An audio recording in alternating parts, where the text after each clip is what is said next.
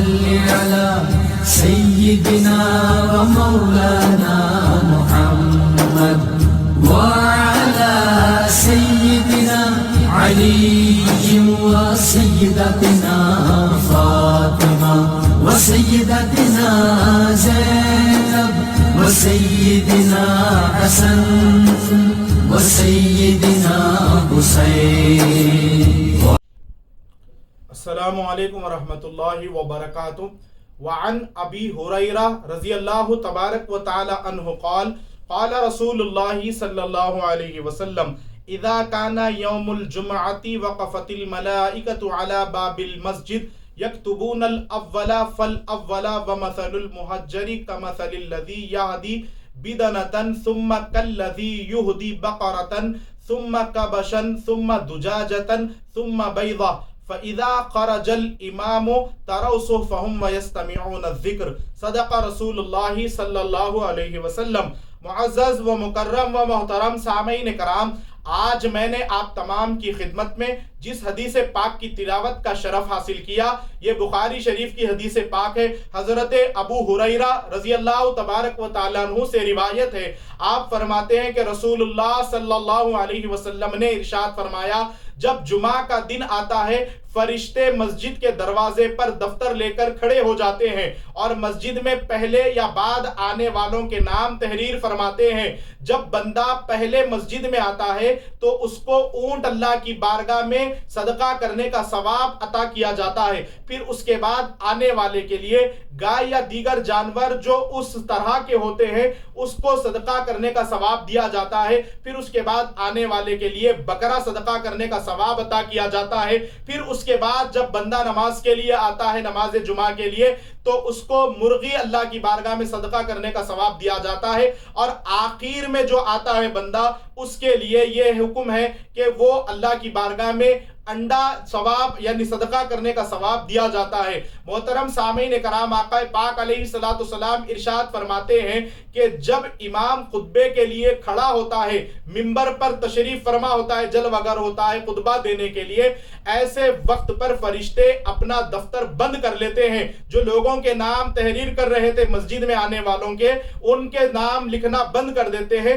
وہ دفتر بند کر دیا جاتا ہے. پھر فرشتے بھی خطبہ سننے کے لیے ذکر الہی سننے میں مشغول ہو جاتے ہیں. معزز سامعین کرام، آپ نے کتنی پیاری حدیث پاک سماعت کی ہے.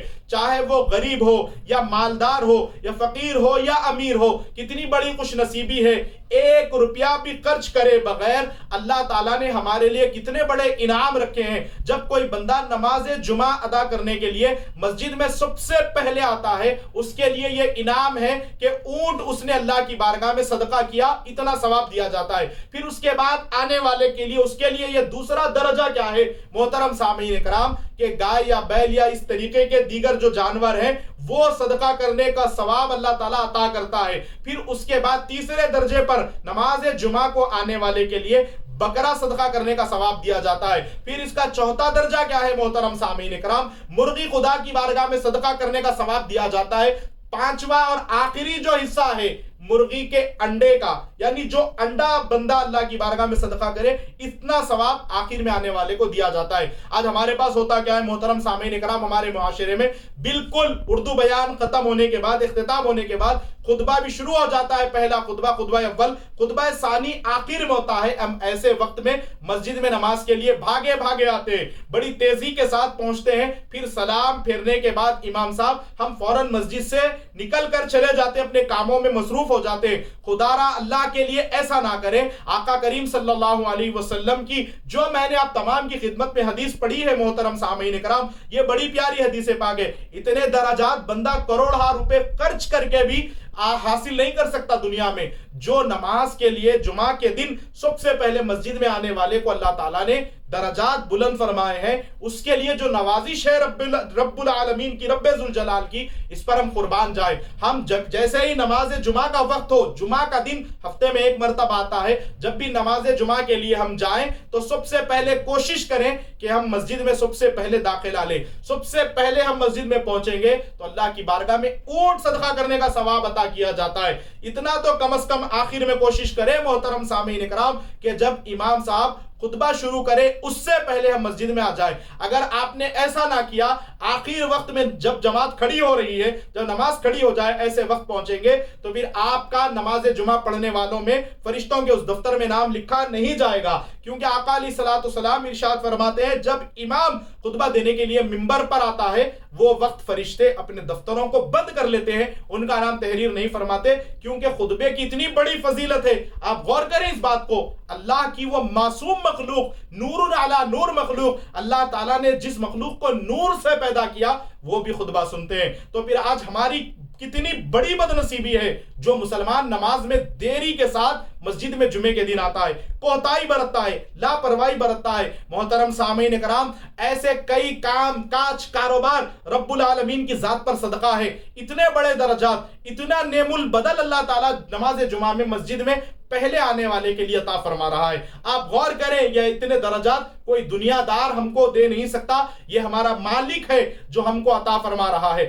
رسول اللہ صلی اللہ علیہ وسلم کے صدقے میں یہ تحفے ہمیں ملے ہیں. ہماری خوش نصیبی ہے ہم کہ محبوب پاک علیہ السلام کی امت ہے جس کی وجہ سے اتنے انعامات کی ہم پر بارش ہے. محترم سامعین کرام، کون ہے ایسا بندہ جو اونٹ اللہ کی بارگاہ میں صدقہ کر دے، خیرات کر دے؟ جن کو اللہ نے مال دیا ان کی تو بات اور ہے، جو غریب ہے وہ کہاں سے کر سکتا ہے؟ وہ بھی کر سکتا ہے اس صورت میں کہ وہ اونٹ پیسوں سے خرید کر زبان نہ کر سکے، صدقہ نہ دے سکے. اس کے لیے ضروری ہے کہ وہ مسجد میں آ جائے سب سے پہلے جمعہ کے دن، تو اللہ تعالیٰ اس کو پہلا درجہ اونٹ اس کی بارگاہ میں صدقہ کرنے کا ثواب عطا کرتا ہے. یہ کتنی بڑی خوش نصیبی ہے. ہم ایسے غنیمت موقعوں میں لاپرواہی برتتے ہیں. آپ تمام سے گزارش ہے اپنی جو بھی جمعہ کے دن والی مصروفیات ہو اس کو بالائے طاق رکھے. کام کاج کاروبار آپ بہت چیز کر سکتے ہیں، دنیا میں بہت کمائی کما سکتے ہیں، لیکن اللہ تعالیٰ جو یہ انعام دے رہا ہے اپنے بندوں کو، اس کو غنیمت جانے، اس موقع کو آپ غنیمت جانے جو اللہ تعالیٰ آپ کو عطا فرما رہا ہے. آپ دیکھیے کیسے دن ہمارے اوپر مسلط ہوئے تھے کہ ہم نماز کے لیے جا بھی نہیں سکتے تھے، مساجدیں بند پڑی تھی. ایسا بھی وقت ہم نے دیکھا ہے. محترم سامعین کرام، ہماری نگاہوں کے سامنے ایسا دور بھی آیا ہے. تو ہمارے لیے یہ ضروری ہے جب یہ موقع نصیب ہو، جب یہ موقع عطا ہو، جب اللہ تعالیٰ نے ہم کو یہ موقع دیا کہ ہم نماز کے لیے جا سکتے ہیں، فوراً مسجد کے اندر جانے میں جمعہ والے دن جلد سے جلد پہنچنے میں پہل کریں. اور آخر وقت میں جو آتے ہیں، آپ نے سماعت کر ہی لیا کہ ان کا نہ نماز پڑھنے والوں میں شمار، نہ تو کوئی ثواب کے بھی حصے دار نہیں، کوئی ثواب کے حقدار نہیں، پھر نہ تو فرشتوں کے دفتر میں ان کا نام لکھا جاتا ہے. کتنی بڑی خوش نصیبی ہے محترم سامعین کرام. ہم جیسے گنہگار بندے اور فرشتوں کے کتاب میں، ان کے رجسٹر میں، ان کے دفتر میں ہمارا نام لکھا جائے، یہ کتنی بڑی خوش نصیبی ہے.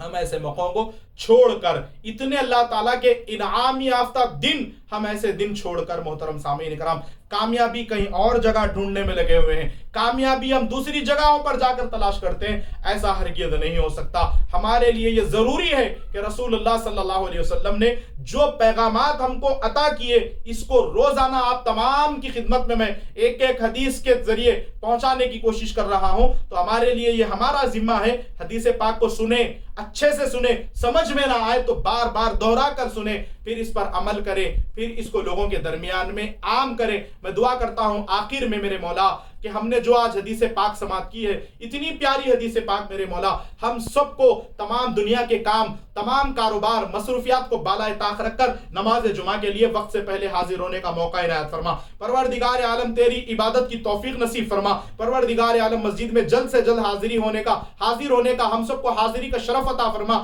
الہ العالمین، ہم تیری بارگاہ میں التجا کرتے ہیں، جب امام خطبے کے لیے کھڑا ہو اس سے پہلے مسجد میں حاضر ہونا نصیب فرما. اور سلام پھیرنے کے فوری بعد مسجد میں نکل جانے والوں میں سے ہمارا شمار ہٹا کر اختتام تک بیٹھ کر مولا عبادتوں کی لذت، عبادتوں کے مزے لوٹنے کی توفیق عطا فرما. پروردگار مسجد میں جمعے کے دن سب سے پہلے آ کر سب سے آخر میں مسجد سے نکلنے کی توفیق عطا فرما. پروردگار ہماری دعاؤں کو تیرے محبوب پاک علیہ السلام کے صدقے میں قبول و مقبول عطا فرما. وما علینا الا البلاغ.